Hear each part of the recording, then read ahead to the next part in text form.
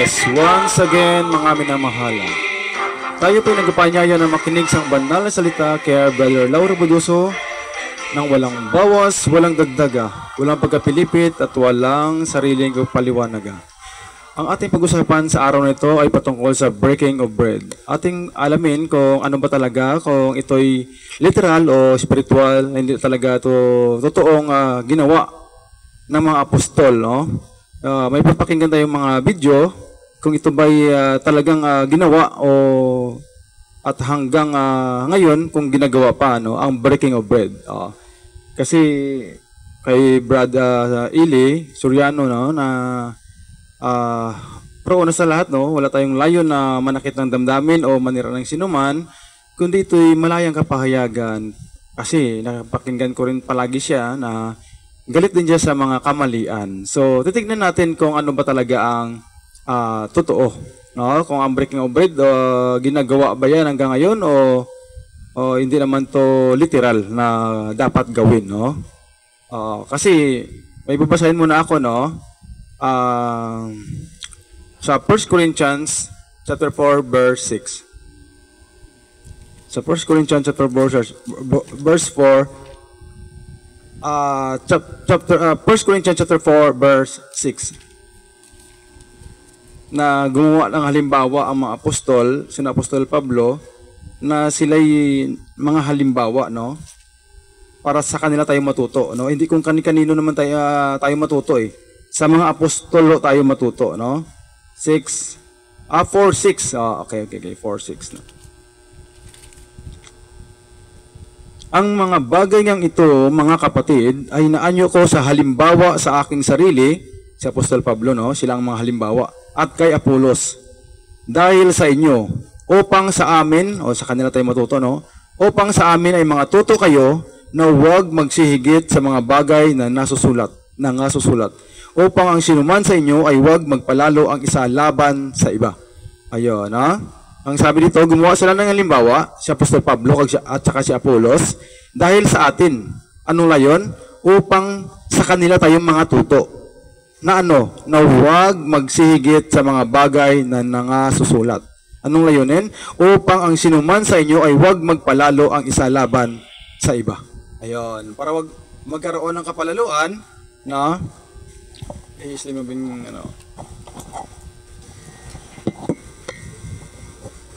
para wag magkaroon ng kapalaluan, ay hello. Sila ang mga halimbawa. Hindi naman tayo kung kaninong doktrina ang ating pagbatayan. Kundi sa mga apostol tayo base, no? Kasi sila ang mga halimbawa. At saka doon sa mga sulat ni Jesucristo, no?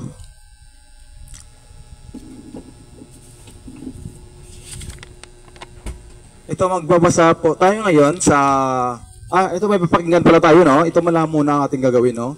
Kung ano ba talaga, no? Kasi yung nagtanong dito, yung pastoro to, no? Sabi niya, pastor siya. So nagtanong siya kasi ginagawa nila sa kanila yun, yung pag-breaking of bread, no? Kaya nagtanong siya, ito. Sa hapunan ng Panginoon, pero hindi sa komunyon yun, kapatid. Walang hint ng komunyon sa Biblia. Na yan, tinapay na yan, hindi literal. O, ibalik natin yung verse 23. Sapagkat tinanggap ko sa Panginoon, ay ibinibigay ko naman sa inyo. Tanungin ko sa'yo, nakatanggap ba ng tinapay na literal si Pablo kay Kristo? Hindi po. Kasali ba siya doon sa Last Supper na ginanap ni Kristo sa lupa? Kasali ba si Pablo ron? Hindi po siya kasali ron. Actually, nung naging apostol siya, nasa langit na si Kristo. Amen? Amen. Pero may tinanggap siya kay Kristo na ibinibigay naman niya sa mga kapatid. So, hindi literal na tinapay yan, kapatid. Huwag nating interpret yan na literal na tinapay, tinanggap ni Pablo, binibigay niya sa taga-Korinto. Ang ibinibigay niya sa taga-Korinto, yung tinanggap niya sa Panginoon, aral yon, aral, katwiran. Pakinggan mo sa 15:3 ng unang Korinto. Sapagkat ibinigay ko sa inyo una sa lahat ang akin namang tinanggap Ang ibinibigay ko sa inyo, una sa lahat, ang akin naman tinanggap. Alin ba yung tinanggap niya? Ilagay mo sa 1 hanggang 2. Ngayon ipinatatalastas ko sa inyo, mga kapatid, ang ebanghelyo na sa inyo'y aking ipinangaral, na inyo namang tinanggap, na siya naman inyong pinananatilihan. Sa pamamagitan naman ito'y ligtas kayo, kung matyagan ninyong iingatan ang salitang ipinangaral ko sa inyo, maliban na kung kayo'y nagsipanampalataya ng walang kabuluhan. So, ang tinanggap ni Pablo, salita, aral. Kung ano yung salitang tinanggap niya, yun din ang ibinibigay niya sa taga-Korinto. Kasi wala naman siyang tinanggap na literal na tinapay dahil hindi siya kasali sa Last Supper. Dahil hindi pa siya apostol noon. Walang komunyon sa Biblia na ginagawa ng, alam mo kung bakit? Biro mo yung kanya, laki-laki. Yung ang liit-liit. Ano yun? Eh hindi ba iisa lang naman ang Kristo ng Biblia? Bakit gumawa ka ng malaki para sa'yo? At saka bakit sa komunyon, meron siyang alak, ikaw wala. Samantalang ang nasa Biblia, pakinggan mo sa 26:26 ng Mateo.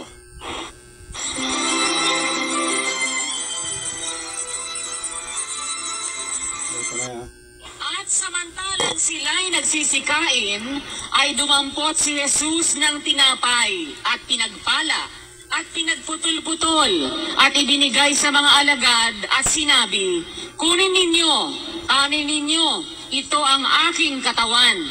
At dumampot siya ng isang saro at nagpasalamat at ibinigay sa kanila na nagsasabi, magsiinom kayong lahat diyan. Iting ko ang basa, at dumampot siya ng isang saro at nagpasalamat at ibinigay sa kanila na nagsasabi, ako lang ang iinom nito. Meron bang ganon? Tingnan mo, sino ang pinainom niya? Yung pinakain niya ng tinapay, ito naman pare, pinakain ng tinapay na maliliit, sa kanya yung malaki, tapos siya lang ang may alak. Yan ang unfairness. Kaya napakamali niyang kumunyong itinuro ng pare, kapatid. Pasensya ka na, ha? I'm just answering you squarely and fairly and biblically, especially. Ano po? Alam ko po na hindi po ba, Brad Eli, ikinote lang ni Paul yung sinabi niya doon sa 23 makamo, hindi ako nagkakamali ng 1 Corinthians 11, doon sa 26 naman na sinabi, na binasa mo ngayon lang, ano po? Pero sasabihin ko lang po sa inyo, tama po kayo, mali yung practice ng Katoliko dahil ako po ay hindi Katoliko, ako po ay isang evangelical Christian po. Sa amin naman po, ang communion sa amin ay mayroon naman po ang tinapay at alak, konti. Pero po, ang akin pong tanong... Teka mo na, kapatid, bago ka magtanong, tatanungin kita, pwede ba kitang tanungin? Opo. Bawal ba sa inyo ang lumuhod sa mga ginawa ng kamay ng tao? Kasi pinutol ko yun kasi iba ng topic ko yun, patungkol na ho yun sa revolto. Kaya sa nakita ko nga na yung focus niya kasi yung sa pag-correct sa mga Katoliko. So namali ang doktrina na patungkol sa breaking of bread kasi malaki daw yung sa pari, yung sa mga ano daw, at saka siya lang daw yung may alak. No, sabi na nagtanong din sa kanila, no, iba sa kanila yung may tinapay at saka yung may alak, no. Pero mamaya, no, babasahin natin yung sinabi niyang alak, no, kasi baka mamaya sabihin ng iba yung mga lasinggo diyan, no, baka mamaya sabihin nila pwede pala uminom ng kahit kaunting alak, no. Yun naman obas yun, obas, no, katas ng obas. No, mamaya babasahin natin yun, no, kasi baka may nakikinig pwede palang uminom ng alak, no, baka sabihin niya yun.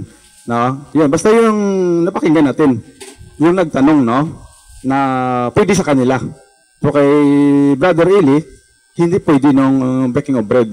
Kasi si Apostol Pablo sabi niya hindi niya nakatanggap ng literal na tinapay, no? Kasi kay Kristo, wala pa siya noon, hindi pa siya naging apostol nung nandiyan pa si Kristo, no? Kaya pang lumalabas siya na tinuturoan niya pa yung mga apostol, no? Na mamaya pa, no? Pero yun ang na titignan natin ko ng mga doktrinang ito ay ginawa pa ng mga apostol, no? Titignan natin mamaya yan, no? Kasi para sa kanya, at saka babasahin din naman natin yung sa kanya, no, na mga aral, no?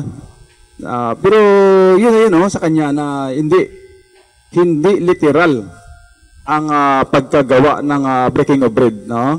Hindi na daw ginagawa ngayon yun. Yun ang pagkasabi niya, no? Kaya nga ating alamin kung ginagawa pa ba yan. Titignan natin yan, no? Ang breaking of bread, no? Para sa kanya, wala na yun, no? Kaya nga si Apostol Pablo, sabi niya, ulitin ko, hindi tayo nakatanggap ng literal na tinapay. Hindi totoo yun, sabi niya. Kaya nga dun sa ano natin, mali daw yun, no? Isa pa, may papakinggan pa tayo, no? Ito'y sinasabi niya rin to tungkol kay Apostol Pedro. Kanina, kay Apostol Pablo yun, no? Ngayon, ito na naman, kay Apostol Pedro na naman. Tignan natin kung ano naman ang sasabihin niya. Isang record din to, no?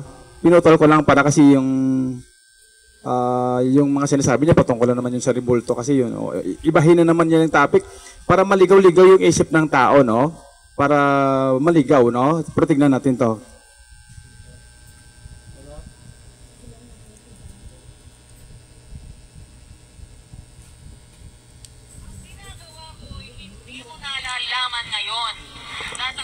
Mauunawa mo pagkatapos. Nakita mo, kapatid?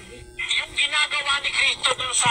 Kasi yung hapunan ng Panginoon niyang tinutukoy dyan eh. Kung kailan si Judas Iscariote nagdesisyonan na talagang ipagkanulo niya, umalis siya. At sinundo niya na yung mga huhuli kay Kristo. Itong mga nangyayaring ito, hindi ito, merong ang intensyon nito, turuan tayo ng literal na yon, hindi. Merong ginagawa si Kristo rito sa paghahapunan ito na hindi mo nauunawa, Pedro.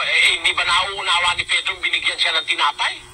Hindi niya ba nauunawa na yung tinapay? Sabi, ikainin mo yan at uminom kayo rito. Hindi ba nauunawa yun? Literally, nauunawa ni Pedro yun eh. Kaya anong huhugasan siya ng paa, sabi niya, hugasan mo ba pa ako? Literal kasi hugasan ng paa niya eh. Pero anong sabi ni Kristo? Ang ginagawa ko, Pedro, hindi mo nauunawa ngayon. Pagkatapos mo na mauunawa. Ay, ano ko lang, no, na si Apostol Pedro daw hindi nakakaunawa, no? At saka, yan, basta yun ang pagkasabi niya, no? Apostol Paul, at saka ito na naman ngayon, si Apostol Pedro. So, i-continue natin yung sinabi niya. Ang nakakalungkot, ang mga mangangaral ngayon matatapos na mundo, hindi pa nauunawa yung ginawa ni Kristo to sa mga apostol. Salamat naman sa Diyos, naunawa namin na hindi pala literal yan. After all, hindi naman ako naglilingkod to please people. Tatandaan niyo ang isang mangaral ng Diyos, hindi nagbibigay lugod sa tao. Kaya nga ako, marunong akong gumamit ng mga salitang masakit para sa tao kasi hindi ako nagbibigay lugod sa tao. Sa 1:10 ng Galacia, to prove my cause. Sapagkat ako bagay nang hihikayat ngayon sa mga tao o sa Diyos, o ako bagay nagsisikap na magbigay lugod sa mga tao, kung ako'y magbibigay lugod pa sa mga tao, ay hindi ako magiging alipin ni Kristo. Ang alipin pala ni Kristo, hindi nagbibigay lugod sa mga tao. Tama? Tama po. Kaya kung halimbawa, magsalita man ako ng masakit o gumawa ako ng masakit para sa iba, wala akong pakialam dahil hindi naman tao binibigyan kong lugod. Ang gusto ko makasunod sa Diyos. Talagang hindi naman po... Ang ginagawa ko... Ayun, no? Yeah, kasabi niya, hindi na siya nagbibigay lugod sa mga tao. Kaya, ating alamin kung ito bang breaking of bread kasi sabi niya, si Apostol Pablo, hindi daw yung nakatanggap ng literal na tinapay kasi nung ginawa nila Kristo at saka ng mga apostol, ng mga ng 12, wala pa si Apostol Pablo yun, no? Hindi pa siya naging apostol nun. Kaya hindi daw yung nakatanggap ng literal na tinapay, no? Kaya yung sabi nga ng masama pala ito, no? At saka darating na daw si Kristo, yung mga ngaral ay hindi pa nakakaintindi. Yun ang pagkasabi niya, no? Hindi pa nakakaintindi sa mga aral na breaking of bread na hindi talaga totoo. Mabuti sila dahil naintindihan nila. So, ating titignan to kung ano ba talaga. Kung mayroon ba talaga breaking of bread o wala. No? Ating alamin. No? Kasi kung siya lang pakinggan natin, no? Lalabas na siya ang magtuturo sa atin. No?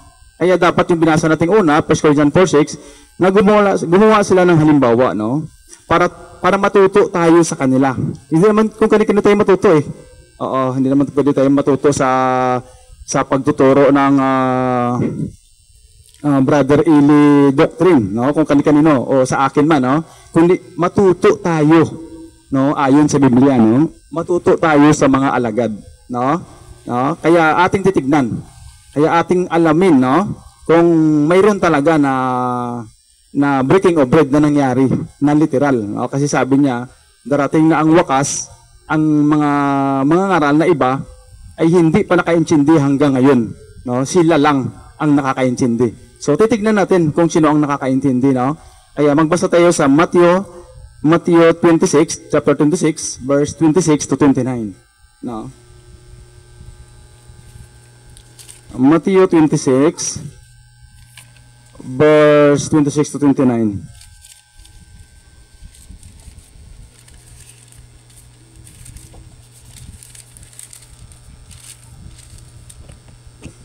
At samantalang sila'y nagsisikain, ay dumampot si Jesus ng tinapay at pinagpala at pinagputol-putol at ibinigay sa mga alagad at sinabi, kunin ninyo, kanin ninyo, ito ang aking katawan. Yan, yung tinapay, no? Na pinagputol-putol. Sabi niya, kanin ninyo, no? Utos ni Kristo. Pinagputol-putol at ibinigay sa mga alagad at sinabi, kunin ninyo, kanin ninyo, ito ang aking katawan, no? Gasimbulay sa katawan ni Kristo. 27. At dumampot siya ng isang saro at nagpasalamat at ibinigay sa kanila na nagsasabi, magsiinom kayong lahat dyan. Utos, no? Inutusan sila ni Kristo na magsikain kayo, no? At dito naman sa 27, at ang sabi rito, ibinigay sa kanila at nagsasabi, magsiinom kayong lahat dyan. Yan, 28. Sapagkat ito ang aking dugo ng tipan na nabubuhos dahil sa marami sa ikapagpapatawad ng mga kasalanan. 29. Datapot sinasabi ko sa inyo na buhat ngayon ay hindi na ako iinom nitong bunga ng ubas. No, kasi kanina sinabi doon alak eh. May kaunting alak sa yung nagtanong ba? Kaya bunga ng ubas. Yo, no? Tinapay at ubas, no? Bunga ng ubas kasi mamaya baka ma-confuse yung mga lasinggo diyan, no? Mga sunog baga, no? Kaya ating siguraduhin, no? Hanggang sa araw na yaon, sabi dito sa 29, datapat sinasabi ko sa inyo na buhat ngayon ay hindi na ako iinom nitong bunga ng ubas hanggang sa araw na yaon na inumin kong panibago na mga kasalo ko kayo sa karian ng aking Ama. Ayun, no? Kaya inuutos, no? Sabi sa 26, at samantalang sila ay nagsisikain, ay dumampot si Jesus ng tinapay at ipinagpala at pinagputol-putol, no? Breaking of bread, at ibinigay sa mga alagad at sinabi, kunin ninyo, kanin ninyo. Inutusan sila, ito ang aking katawan. 27, at dumampot siya ng isang saro at nagpasalamat at ibinigay sa kanila at nagsabi, magsiinom kayong lahat dyan, sabagat ito ang aking dugo ng tipan na bubuhos dahil sa marami sa ikapagpatawad ng mga kasalanan. Yan, no? Yun, tinapay at saka bunga ng ubas, no? Yan, no? Utos ni Kristo na magsikain kayo. Sabi niya, kunin ninyo, kanin ninyo. Ito ang aking katawan. Yan. At dumampot siya ng isang saro na nagpasalamat at ibinigay sa kanila. Ayun, nagsabi, magsiinom kayong lahat dyan. Yun ang utos ni Kristo. Magsikain kayo ng tinapay at magsiinom kayo. Pero ano sabi ni Brad Eli? Hindi. No? Bawal. At saka hindi totoo. Hindi yun no? Kaya ito, magbasa pa tayo, no? Sa Books of Acts, chapter 2, sa Gawa, chapter 2, tingnan natin kung ginagawa pa ito hanggang ngayon. Kasi sabi niya, hindi ito ginagawa, no? Mabuti pa sila dahil nakakaintindi sila. Yung lahat ng mga ngaral, sabi niya, darating na si Kristo, hindi pa nakakaintindi. No? Kaya tignan natin. Kasi matagal niya na ito sinisigaw dyan eh. No? Na hindi ito literal. No? Kaya pag ang mga nagtatanong, kahit pastor pa siya ng iba-ibang mga reliyon, talagang nagtatahimik. No? Ito. Babasahin natin sa 42. Sa 42.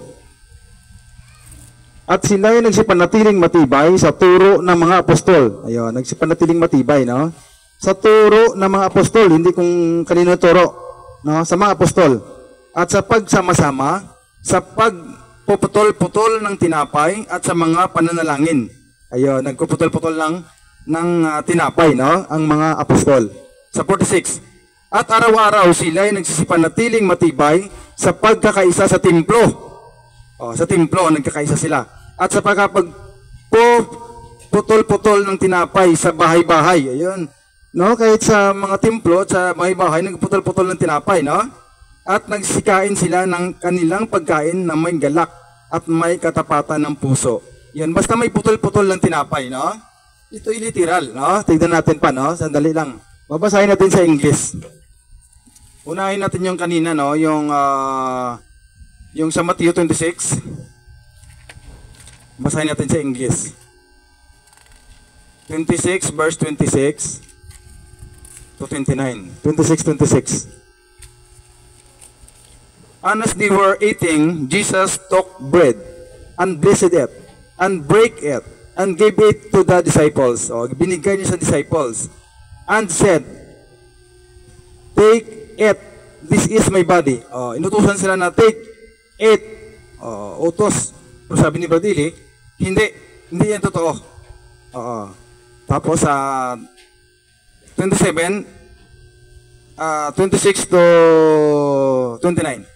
27. And he took the cup and gave thanks and gave it to them, saying, "Drink ye all of it."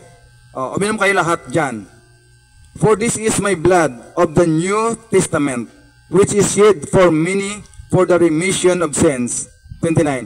"But I say unto you, I will not drink henceforth of this fruit of the vine, until that day when I drink it new with you in my Father's kingdom." Ayun, no? Inutusan sila na magsikuha kayo, no? Utos ng tinapay at uminom ng ubas, no? Sa Acts chapter 2. Sabi niya kasi, hindi daw totoo to, no? Pero utos. Inutusan sila ni Kristo, no? Hindi naman inutos yung sino-sino, Ang nag-utos dito, si Kristo. Ayun, no? Sa Books of Acts, chapter 2, verse 42, lundag sa 46, 47, 42. "And they continued steadfastly in the apostles' doctrine." Di naman kung kaninong doctrine, no? Apostles' doctrine. Nag-continue sila, no? "And they continued steadfastly in the apostles' doctrine and fellowship and breaking of bread and in prayers." 46. "And they continuing daily with one accord in the temple and breaking bread from the house to house." No? Nag-continuing daily sila with one accord in the temple and breaking of bread from house to house. "Did eat their meat with gladness and singleness of heart." Ayun, no? Nag-continue sila sa daily. No? Continue, steadfastly the apostles' doctrine, no?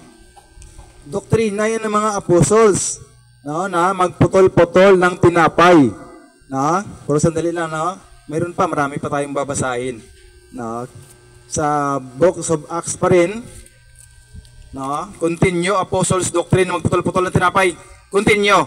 Ang sabi. Ano sa iyo? Hindi totoo? Sabi dito, continue. Ano ba naman yan? Kasi ang focus ni brother sa pagkorek sa mga Katoliko, sa mga pare, na malaki yung tinapay ng pare, tapos siya lang uminom ng alak, yung mga tao hindi niya pinainom. Doon siya nag-focus Ayun, hindi siya nag-focus dito sa Bible. No, ang kanyang kinokorek, yung mga dati ko pang kasama sa Katoliko. No? No, mga dati ko pang kasama sa Katoliko. Kaya tinignan natin, no, yun ang palagi yung kinokorek Ayan, titignan natin dito naman sa Books of Acts, chapter 20, verse 7. Ayan. Unahin natin dito sa 20, verse 7. "At nang unang araw ng sanglinggo, nang kami nangagkakapisan upang pagputol-putulin ang tinapay, si Pablo," yun sabi niya kanina, hindi para nakahawak ng literal na tinapay si Apostol Pablo dahil nung naging apostol siya, si Kristo nandun na sa langit. Kaya kahit napapakinggan natin mamaya, no? Ang sabi niya, hindi pa daw nakatanggap ng literal na tinapay, no? Pero sabi rito, at nang unang araw ng sanglinggo, nang kami nangagkakapisan upang pagputol-putulin ang tinapay, si Pablo ay nangaral sa kanila na nag-aakalang umalis sa kinabukasan at tumagal ang kanilang pananalita hanggang sa hating gabi. Ayun. Nung unang araw ng sanglinggo, no, nag-breaking of bread sila. Nandun si Apostol Pablo. Ano ka ba naman, brother? No, pero wala ka na eh. Pero yung mga aral mo nandyan pa. No? Believe na believe yung mga tao sa mga pagbabasa mo, no? No? Believe na believe yung mga tao. Pero ito'y kinontinue to eh. Pinagpatuloy to ng mga apostle doctrine. Tignan mo, no? Sabi mo yun sa iyo, sa iyong doktrina, hindi totoo. Yung tinapay at saka yung itong breaking of bread, no? At saka yung ubas. Sa iyo hindi totoo. Pero marami na tayong binasa, no? Na pinagputol-putol, kahit si Apostol Pablo, nagputol-putol sila ng tinapay. Oo, no? Sa 1 Corinthians chapter 10 na naman, sa 1 Corinthians chapter 10, verse 16-17. Tingnan natin. Ang saraw ng pagpapala na ating pinagpapala, hindi baga siyang pakikipagkaisa ng dugo ni Kristo? Ang tinapay na ating pinagputol-putol ay hindi baga siyang pakikipagkaisa ng katawan ni Kristo? 17. Bagaman tayo'y marami, ay iisa lamang tinapay, iisang katawan, sapagkat tayong lahat ay nakikibahagi sa isa lamang tinapay. Ayun, no? Sinabi rito ang saraw ng pagpapala na aking pinagpapala, hindi baga siyang pakikipagkaisa ng dugo ni Kristo? Ang tinapay na ating pinagputol-putol, hindi baga siyang pakipagkaisa ng katawan ni Kristo? Yun, no? Marami tayong binabasa, no? Na literal na tinapay ito, na ginawa nila hanggang ngayon. Yun, ito pa, sa 1 Corinthians. No, huwag mo sabihin dito literal, no? Sa 1 Corinthians. Sa 1 Corinthians chapter 11, no? Mahirap kasi yung Suryano doctrine, no? Mahirap yun, no? Ito, babasahin natin. Ito sa 1 Corinthians chapter 11, chapter 11, verse 23 to 34. Sapagkat tinanggap ko sa Panginoon ang ibinibigay ko naman sa inyo, na ang Panginoong Isos ng gabing siya ipinagkanulo ay dumampot ng tinapay. No, sabi niya, hindi daw literal to. At nang siya ay makapagpasalamat, ay kanyang pinagputol-putol at sinabi, ito'y aking katawan na pinagputol-putol dahil sa inyo. Gawin, utos. Gawin ninyo ito sa pag-alaala sa akin. No, gawin ninyo, no, sa pag-alaala sa akin. 25. At gayon din naman, hinawakan ang saro pagkatapos ng makahapon na sinasabi, ang sarong ito ay siyang bagong tipan sa aking dugo. Gawin ninyo, inutusan na naman sila, gawin ninyo ito sa tuwing kayo'y magsiinom, sa pag-alaala sa akin. No? Remembrance, no? Sapagkat sa tuwing kanin ninyo, ang tinapay na ito, sapagkat sa tuwing, sa 26, sapagkat sa tuwing kanin ninyo ang tinapay na ito at inumin ninyo ang saro, ay inihahayag ninyo ang pagkamatay ng Panginoon hanggang sa dumating siya. Kailan gagawin? Hanggang sa dumating siya. Ulitin sa 26. Sapagkat sa tuwing kanin ninyo ang tinapay na ito at inumin ninyo ang saro, ay inihahayag ninyo ang pagkamatay ng Panginoon hanggang sa dumating siya. 27. Kaya't ang sino mang kumain, walang exempted. Sa 27. Kahit ang sino mang kumain ng tinapay o uminom sa saro ng Panginoon na di karapat-dapat ay mga kakasala sa katawan at dugo ng Panginoon. Ayun. Kaya ang sabi sa 27, kaya't ang sino mang kumain, walang exempted. Ano ka ba naman, brother? No, kanina ko nabasa na nagputol-putol sila ng tinapay ang mga apostle doctrine. Basahin ko sa English ito, sa 1 Corinthians 11. Sabihin mo, hindi totoo ito dahil si Apostol Pablo hindi pa nakahawak ng tinapay ng literal. Sila nga gumagawa nito eh. Ano ba naman yan? No, akala mo kasi minsan talagang ikaw na yung may alam. No, sabi mo, darating na lang si Jesus, ang mga ngaral, yung ibang mga ngaral ay hindi pa nakaintindi na ang breaking of bread ay hindi totoo.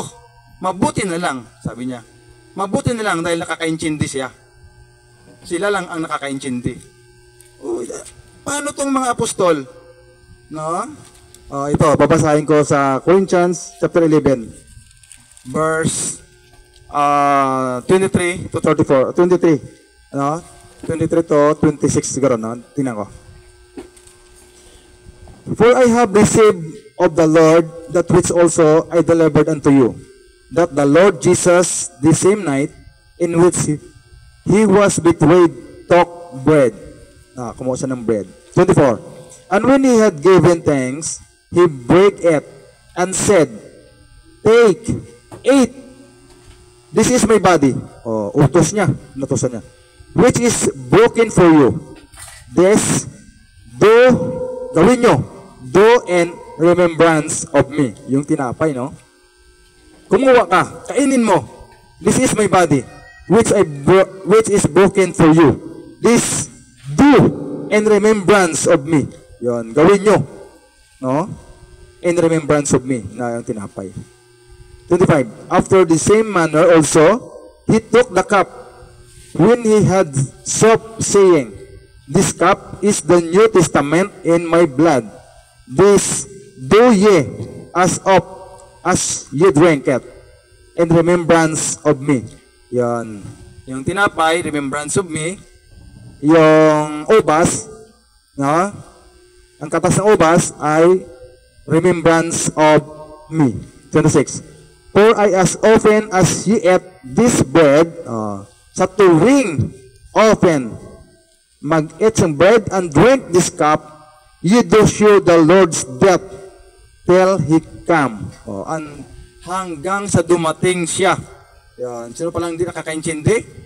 No? Sabihin mo no, na hindi nakakaintindi yung mga tao. 27. Wherefore whosoever shall eat this bread and drink this cup of the Lord unworthily shall be guilty of the body and blood of the Lord. Kaya literal to, brother. No? Sa mga kasamaan niya, no? Mga brother, no? Sa mga kasamaan niya. Ito'y ginagawa pa, no? Dahil sa kanila naman tayo matuto, no? Sa 1 Corinthians chapter 4 verse 6, no? Sa kanila tayo matuto, no? Ang 5 verse na binasa ko, ginagawa pa nila hanggang ngayon. No, sa kanila naman tayo matuto, eh. Hindi naman kung kani-kanino, no? Hindi naman tayo matuto sa Syrianus doctrine, kundi sa mga apostles doctrine, na kanilang continue na nagputol-putol sila ng tinapay at uminom ng katas ng ubas hanggang ngayon, hanggang sa pagbalik niya. Do ye remembrance of me. Ayun, no? Gawin ninyo hanggang sa pagdating ko, na ito'y remembrance ng aking katawan na pagputol-putol dahil sa inyo at sa aking dugo na yung katas ng ubas. Bakit sabihin niya ay hindi ito literal? No? Paano to? Lahat ng mga verse na ito na ginawa nila ng mga apostol, kahit sa bahay-bahay, kahit sa templo, sa bahay-bahay, ginawa ng mga apostol yan. So, ating pagpasalamatan, no? Kung ano ba talaga ang nakalagay, no? Kasi yung nagtanong, naniwala siya na mayroon talaga breaking of bread, no? Sabi pa nga niya na may kaunting alak, no? Pero yun nga, sinabi ko kanina na katas ng ubas yun, no? At saka yung breaking of bread, literal to, no? Marami tayong binasa na continuous apostle doctrine na pagputol-putol ng tinapay at kasi doon ang focus siya sa mga Katoliko, no? Na ang uminom lamang ng katas ng ubas, ng alak, ay ang pari. So, kung mali man siya doon, siya lang. No? Pero tayo niwala dahil ito'y totoo. Ito'y literal. Kita mo, no? Pasalamat tayo sa Panginoon, no, na ating naalaman. At itong ating napagbulay-bulay, no, ang mga salita ng Panginoon patungkol sa breaking of bread, no? Itong sabi kasi niya, hindi do totoo. Oo. No, na marami tayong binasa, no, na ito'y totoo, na ito'y literal, ginawa ng mga apostol. Ayun, no? Pasalamat tayo sa Panginoon, no?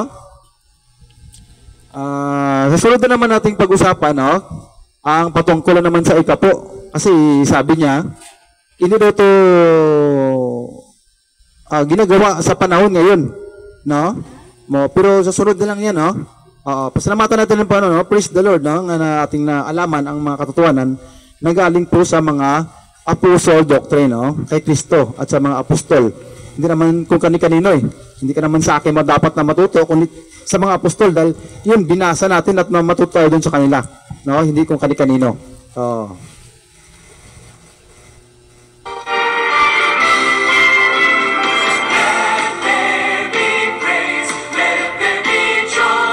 Praise God, by the Church of Jesus Christ, the Lord and Savior, ang sasabi God bless everyone.